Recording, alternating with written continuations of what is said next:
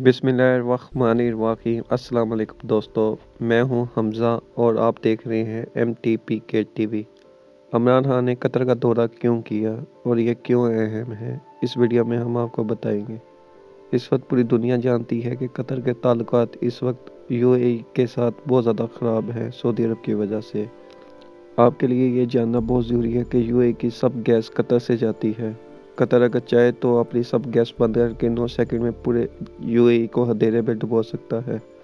अगले साल कतर में फुटबॉल वर्ल्ड कप होने जा रहा है। UAE अपना रिलेशन कतर के साथ ठीक करना चाहता है, इसलिए UAE के हुक्मरान पाकिस्तान आए और इमरान खान से ये बोला सब कि आप सालसी का किरदार अदा करें और हमारे कतर के साथ ताल्लुकात को ठीक करवाएं।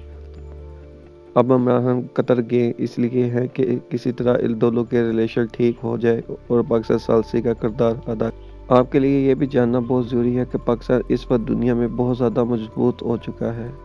पाकिस्तान के रिलेशन हर एक कंट्री के साथ बहुत ज़्यादा मजबूत होते जा रहे हैं, ख़ास तौर पर इस्लामी मुल्कों के साथ।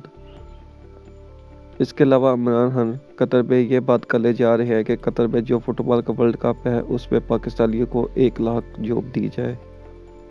अगर ऐसा हो जाता है तो ये इमरान खान के लिए बहुत बड़ी कामयाबी होगी। अगर आपको ये वीडियो अच्छी लगी है तो हमारे वीडियो को लाइक करें, शेयर करें और चैनल को सब्सक्राइब करें। और आपका इस वीडियो के बारे में क्या ख्याल है, कमेंट सेक्शन में लाजमी बताइएगा।